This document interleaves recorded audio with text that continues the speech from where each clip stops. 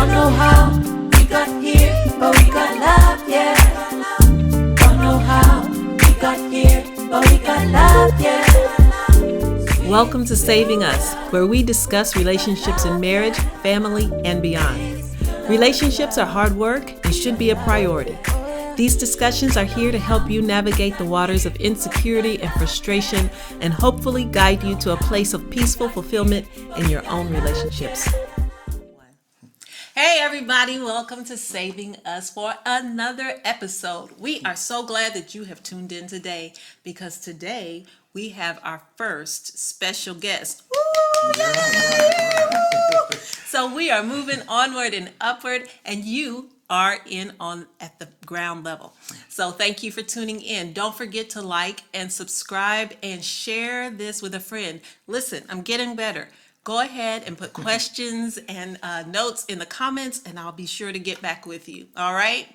Well, today we have Ron and Ashley Capuyan here, right. And they're going to talk about family and finances, which is something all of us can get some help on. Would you agree? Yes. Especially us. Yes. So Ron has completed some education in finances, so that's why we asked him to come today and to just give us all of his expertise. All right. So just want to introduce you guys. First of all, since this is a marriage and family podcast, we would like you to share your love journey. Yeah. So I'm Ashley Capuyan. And I'm Ron. Ron and I actually had mutual friends through social media, and we actually connected via social media. We ended up staying connected. We actually met and hung out, and we kind of was like a little bit off and on in our early 20s. But in 2012, God actually told us, okay, like this is the time, you know, you guys are ready for each other, ready for, you know, commitment. And we actually got engaged in 2012 and got married in 2012. And in May of this year, we'll be celebrating our 10-year anniversary. Yay! Yeah. Congratulations. Thank you. Okay, so this is not something we're familiar with. So you met on social media. So at that time, it was Facebook? It was Facebook. Okay. I was 19, he was 21, and we had mutual friends. So I'm like, how does he know, you know, how do we know the same people? So we kind of like started talking and connected that way, and then we ended up meeting, and we just really learned that we had a lot in common, and we had the same interests. So most importantly, we both had a relationship with God, and we were both like on fire for the Lord, and we were both trying to like have God, like talk to God and have God confirm our purpose. So I think that was the strongest connection, spiritual. Oh, wow, that's great. So, Ron, you were here in Indy. Now, did you live in Indy at that time? Yeah, so I went to Purdue. Ron went to Southern Indiana. I went to Evansville for a year, and then I got a little homesick, so I went down to Ivy Tech, and I was gonna go back to IUPUI, but life happens and stuff. So came Okay. back. So we were both in so I was Indiana. So it was a kind of a long distance thing at first? Yeah, a little bit. And after college, I actually moved to California for a year, and I thought I was going to stay there. I ended up moving back. I got homesick, and that was when Ron and I connected again. We reconnected, and that's when God like confirmed in our hearts, like, okay, it's time. You're ready for each other. So everybody who is single out there in podcast land, and all of you who are on social media, look, it works out. It does work. It There's can hope. work. There is hope, right? We old heads, we don't know anything about connecting with people, like as far as relationships. I don't anyway, on social media. That's not something I would do, but I know, you know, the tide has really changed. Yeah. And this is what Yeah. people do now. You know, they get on there and connect that way. I always think, well, I don't know you, not really. I mean, no, but I don't know. But my mom, my mom was the same way initially, like, oh, wait, you know, but because like we knew some of the same people and we had talked for a long time and had like some of the same interests, it was pretty easy. The communication was pretty easy and like seamless. Well, that's great. Absolutely. Very nice. And 10 years. Yeah, 10 And years. 2 children. Yeah, 2 Yay, yay. Yeah. All right. So, how did you guys become interested in helping people with their finances? Well, it all started with a moment I had in the kitchen, and I'm sitting there stressing out about our finances. And, we really didn't have a plan.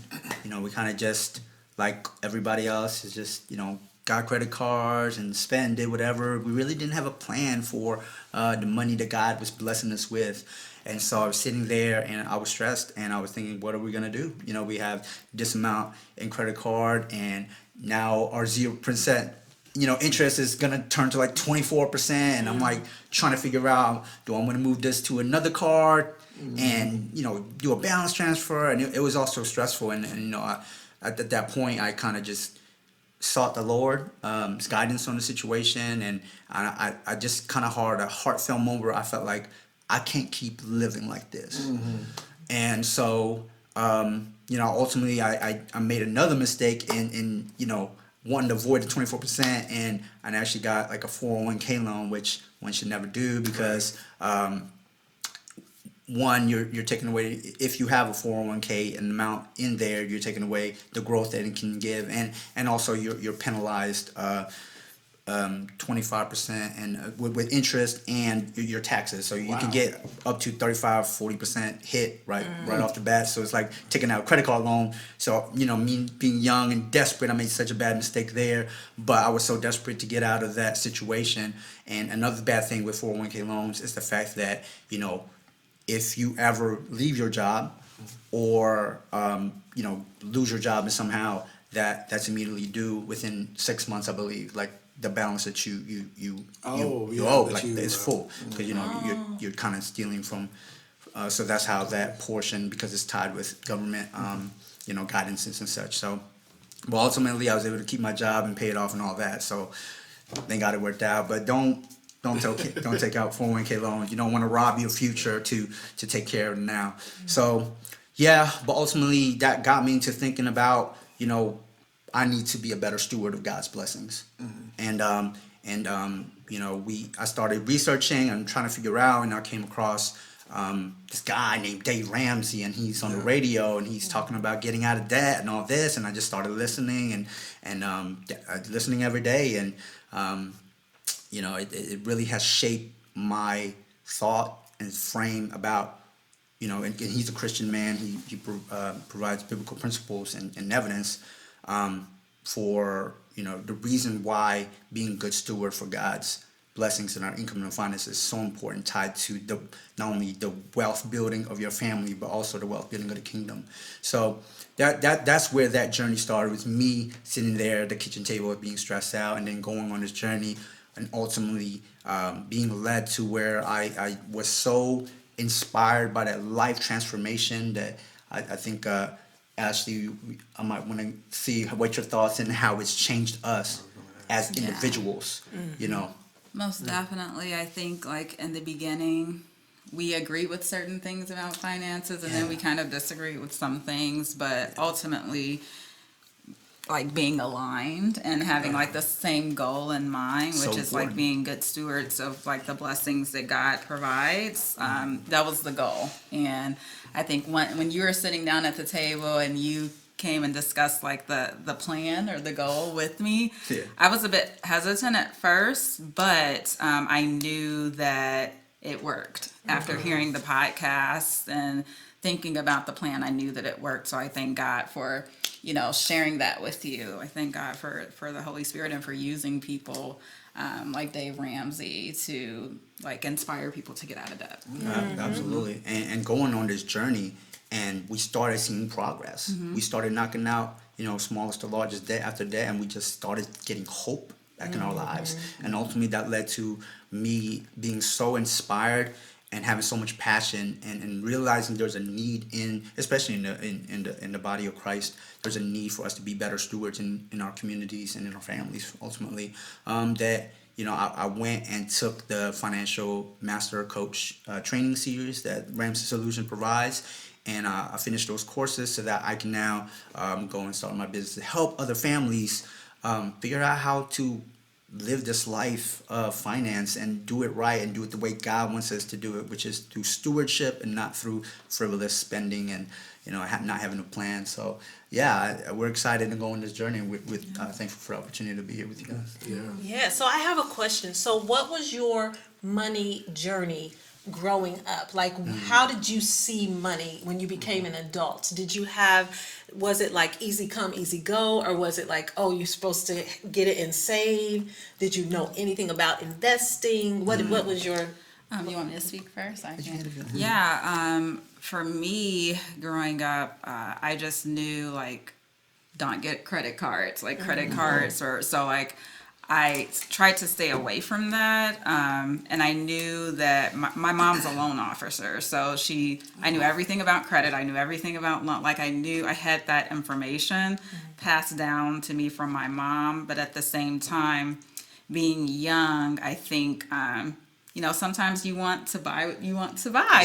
Sometimes you want to, like, live life. So I don't think, like, I was frivolously spending, but I do think that there were opportunities there where I could have saved more. What do you think? Yeah, for me, it wasn't something that was talked about, like, constantly. I wish there would have been more education in my home as far as, like, what things are.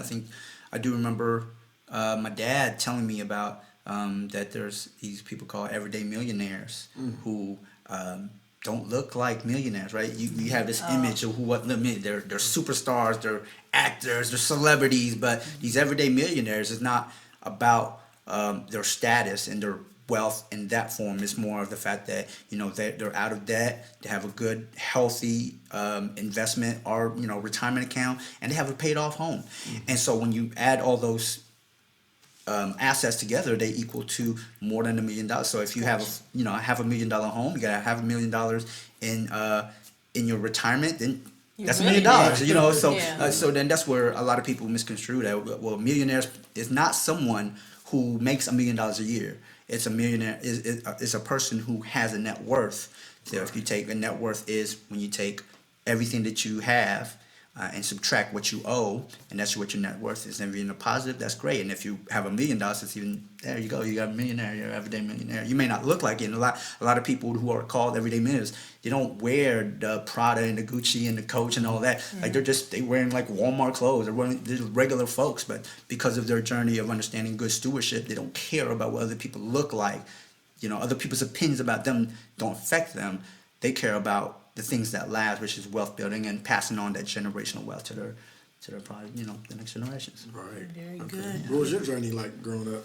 Oh, I think my relationship with money growing up was that you get it and you do the best you can do with what you have as far as what you spend. Right. I know there's some people who are like, no, I'm just going to save and clearance and discount everything. That was not not what I saw growing up. It was you do the very best you can with what you have, but you also leave room to receive more. So like you don't hold on to things. Right. We really got rid of stuff usually once a year, stuff we didn't use, whatever, because we were always making room for what was to come. Yeah. So, and I remember my mother, she used to take care of the finances as far as I know. I think she did anyway, because I remember her like going through the checkbook and Balancing paying the things. checkbook. Yeah, and I would go with her to the bank, my dad got paid and all that kind of stuff. So I knew that things didn't come from nowhere. I mean, I knew you had to have the money to pay for things.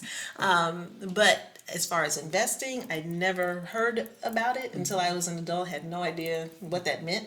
But I knew you had a checking account, you had a savings account, you go to work, basically. That's what I grew. How about you? Yeah, it was about the same. My mom really taught us saving, and that was it. So I knew nothing about investing, but it was all about put $5, a month away, or $1 a day, or and it was just about saving, which I think is good, but not the whole story, obviously, in terms of building wealth or, being debt free, kind of a thing. So that's, so like you, I knew nothing about investing, really until I was well into my adulthood. I read a book called Rich Dad, Poor Dad, Robert Kiyosaki, and he kind of addressed that that mentality in the book about just how he was saying in the book that it's not quite as bad, but just as a person who just spends frivolously, it's almost just as bad if you think all I'm going to do is just, work my job and save and don't do anything with my money, kind of a thing. So, yeah, so that's kind of my... So we were able to do, my dad was a pastor, so our trips were church trips. They were church conferences and stuff like that. So we were able to travel a little bit in that sense. So it wasn't like we never could do anything. And I was taught to tithe from as far back as I can remember. So I always tithed, and I was taught to always have faith for what I needed and wanted, actually. And so that's really how I grew up. I mean, I tithed, I prayed. If I wanted to do something, like if I wanted to take a trip or go somewhere with school, I would pray, and we would have money. So that's how I've lived my life. But I do know people who are of the Pentecostal persuasion, and they live by faith, but their finances are in a wreck. Because they don't plan. Everything is on a whim or on a prayer, So that's not really healthy either. You're supposed to be a good steward. What's the word say? If you start building and you don't count up the cost, then you're a fool, right?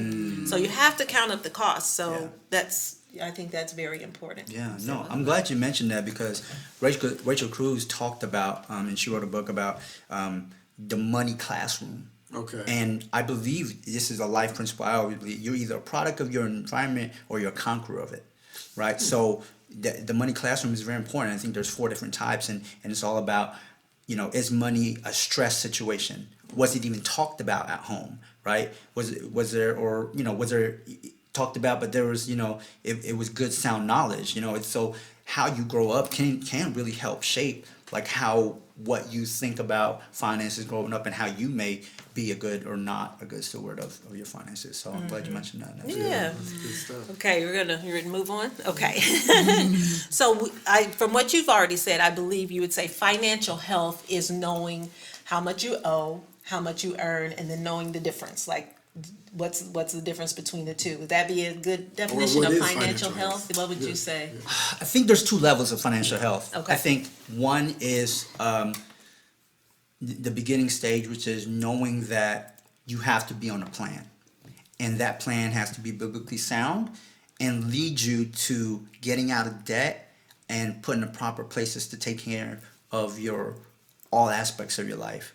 Whether it's having a savings account, emergency fund, whether it's saving money for a down payment for a home, whether it's having starting your 401k and making sure you're putting in the right percentages and investing in the right funds, so you're not you're making good returns on it, and also setting up your kids for college funds, and then also ultimately building your paying off your home, and ultimately being God glorifyingly generous afterwards, where you're living in so much abundance where you don't, you're not owing Peter, robbing Paul to pay Peter or whatever. Like you're like, it's such like having financial peace is so important. And so there's the first part, which is learning and moving towards our journey, and then actually attaining and living out that life of financial health, where it's just, man, we don't have money stress because we have the proper structure to build a wealth. Not only just for our family, but to overflow into our community, into our churches, and we're going beyond the tithes, right? We're going to the gifts and offerings and blessing people who are left and right, whoever we meet, so that when God sends someone your way, you can meet that need and say, well, I wish I could, but I owe this and I got this bill and that bill, so. Yeah, that's the 2 stages, I believe, of financial health for sure. Yeah, that's good stuff. Yeah. Okay, so is there good debt and bad debt? Is it okay to be in debt, or should you just never be in debt? Well, actually, there is no such thing as good debt. There's debt that's been normalized. So there's debt where it's like, oh, okay, I want this brand new car, but I don't have the money for it, so I'll take out a loan. Whereas you could save up for the car and then, purchase the car when you saved up for it. But that's normalized. So society tells us, get what you want, get a loan for it. and, maybe save up next time. Whereas we can actually try to save up now and then purchase the items that we want. But since society has normalized it, people tend to believe that there is good debt. Now, there is debt that a middle class and day-to-day people like a mortgage, middle class, you don't have 300,000, 200,000 to pay for a brand new house. So obviously you'll get a mortgage, and that's the goal that you set to pay off your mortgage. But other things outside of that, I think that it's been normalized that it's okay to be in debt, whereas you can actually pay it off, and purchase it and have it in your name at the time of purchase. I mean, yeah. what do you want to add? And I think that, if we want to get deeper into it, let's look up what the Bible says. The Proverbs says, the borrower is slave to the lender. Right. We shouldn't be anybody's slave. Right.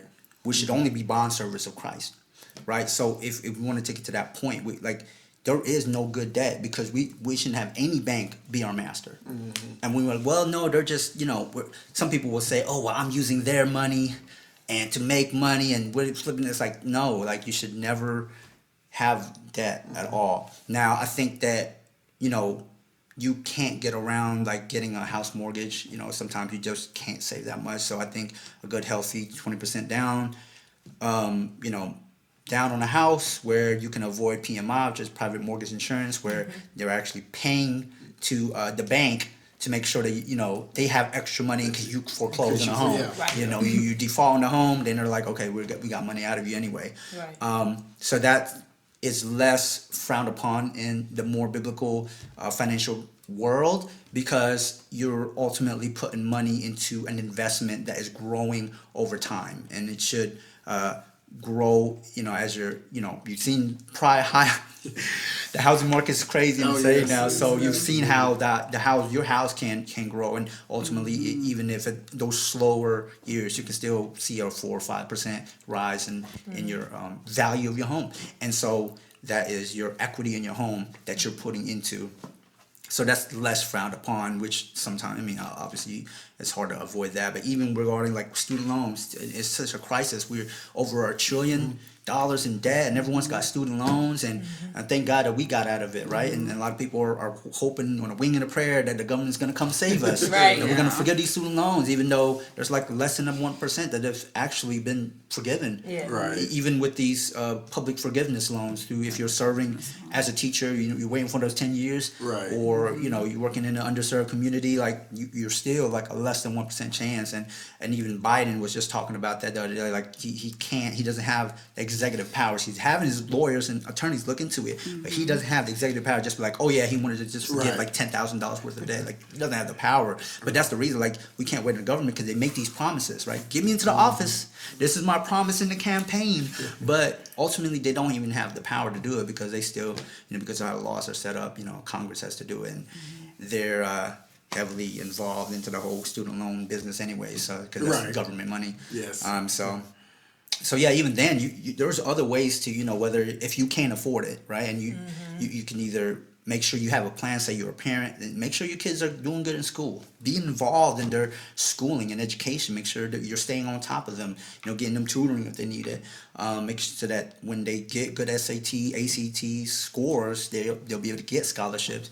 And even if okay, you're behind, or you're already an adult and you don't know, you can just do community college. You can work nights and work weeks and still pay one class at a time.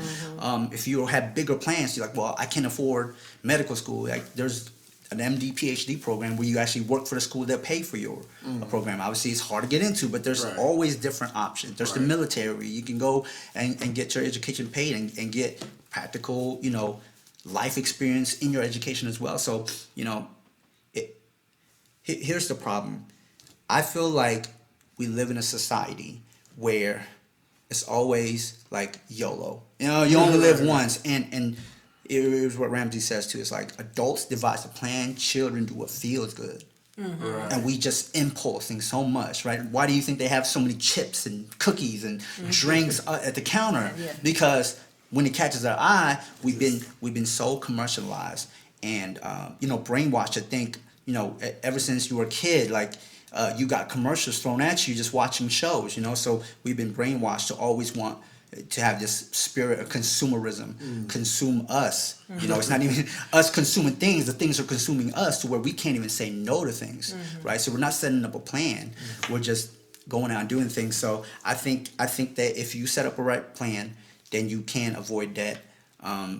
Period, because it's not God's way. He wants us to be good stewards of what we have and trust in Him and put in, you know, pray like it's all on Him, and then Work like it's all on us. And we have to be good stewards in what we're working for. So yeah, Right, for sure. That's pretty interesting. Yeah, Yeah. that's good. Hey, I have another question. It's not on your list here, but so also another thing I just thought about, because you reminded me when you were talking about the government and student loans and how it's kind of their business. So it's for them to forgive it.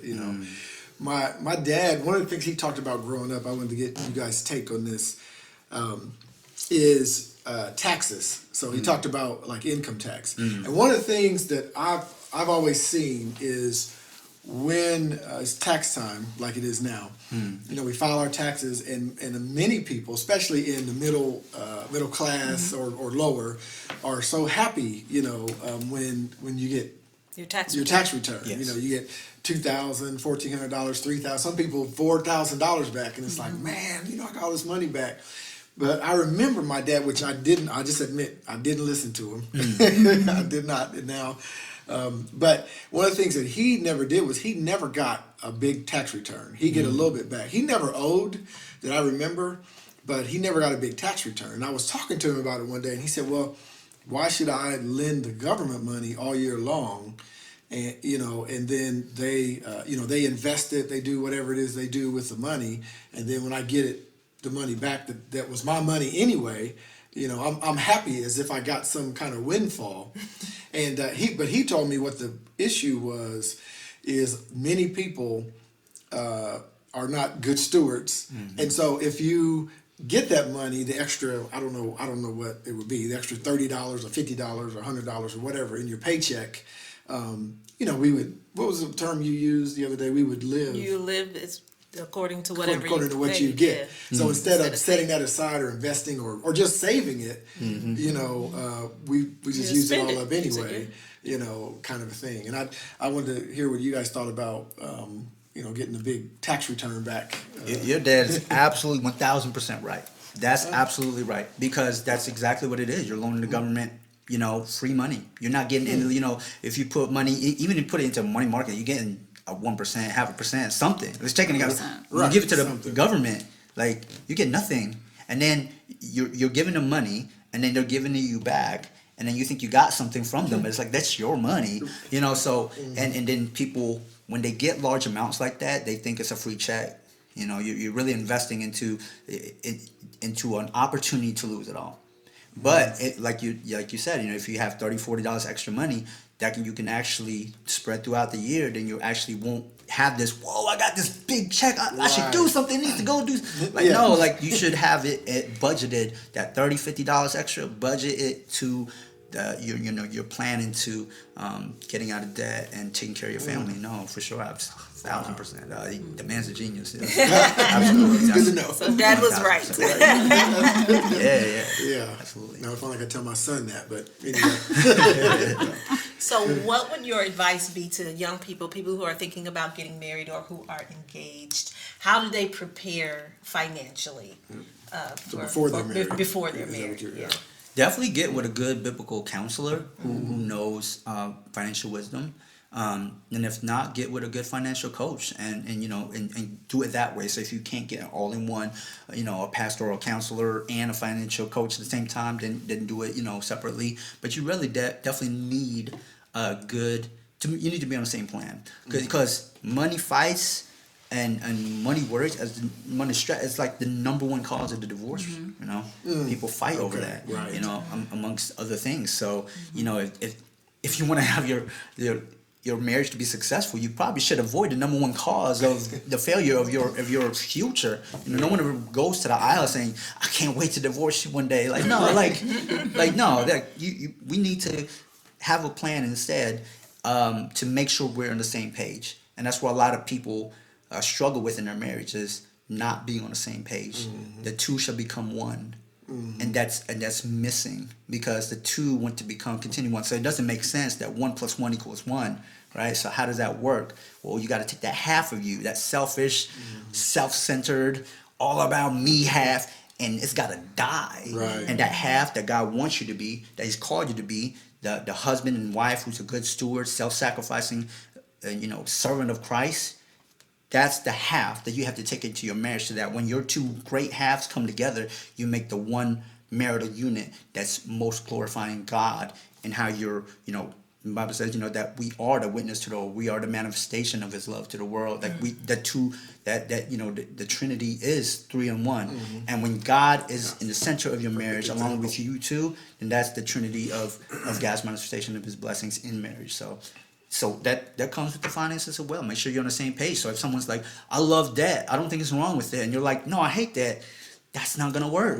So you need to be on the same page and understand, like, that might be a deal breaker for some. So to understand and to go into that marriage and then realize it afterwards, man, you're setting yourself up for disaster. So and if you're engaged, also, like, being honest about your debt. Yeah. Right. Yes. It is. I know it's like, when you first start dating, you want to make it seem like you have yourself together. You don't want to seem like a wreck, but at the same time, you have to be honest about, your who you are. And especially when you get engaged, that's why, like, marriage counseling, biblical marriage counseling, and financial coaching, I think it's very important. That way you can just lay everything on the table if you haven't already, and come up with a plan, devise a plan. Yeah. So do you think that if a person does have a lot of debt and you don't, should you wait until that person gets out of debt before you get married? Or come up with a plan? No, it's all about the mentality, because you can partner with a person to help get on a date, even if you have a lot of excess and this person doesn't. As long as they don't have that same financial slave mentality about how they're handling their finances, and that it's okay to just blow it all away. As long as they know that they're repenting, meaning turning around and changing their mind about how they want to live their life, then you can partner with them and walk them, and you guys can have an amazing, and you don't want to miss out on that just because they have debt. Like, money shouldn't be the issue. It's about the mentality regarding the money. And so that's definitely important so having debt is not the issue. It's a mentality about the debt. Do you love it and think it's okay, and you think it's a means to an end, or you think that no, that's not what God has called us to be a part of? Right. That's interesting. So all of you engaged or dating people, and if you have one partner that does have a lot of debt and you don't, vice versa, whatever, you need to sit down and communicate. You need to talk about how you feel about money, what your plan is for the future, how you plan to get there. Are we on the same page? If two don't walk together, how can they walk together unless they are in agreement, right? So you have to make sure you're in agreement on this topic. And thinking about that, just staying on that particular subject, I can say, as a pastor, we haven't done a ton of premarital counseling. We have a couple of counselors there who are really good with premarital counseling. But I know that some of the premarital counseling we've done, and the materials and things that we've used, finances are in there. It's like you should be on the same page, but it's not emphasized. It's not like, let's have a deep discussion, like what you were saying about who you are, because it says something, I would assume, about who you are. And maybe we haven't found the right books, in terms of counseling, but I know that's a lack that needs to change, I think, so that's emphasized. Because you said it, if it is the number one cause, I would think that's what you need to address first, more than anything else. So, Absolutely. And she was saying, like, there's so much shame around it, and we need to be transparent in going into marriage about. A lot of people hold back those things, and then it comes out, even if it's beyond finances, it comes out later that this is how I feel, or this is what I've been, or this is what I've gone through. It's just like, you need to be transparent. That way your partner can understand what they're working with, and they can work with you on their journey of healing, whether it's financially or otherwise. And how we spend our money really says a lot about who we are. It really does, because it tells what is important to us, because people do what they want to do. So if you want to travel or buy things or whatever, you'll find a way to do it. You will. If you want it bad enough, you will find a way to do it. So Yeah. it really speaks to who you are, how you spend your money. So, like we said, just encourage the community to talk, and talk some more about it. All right. So, you said there is no good debt. There's no good debt, is what our financial coach said.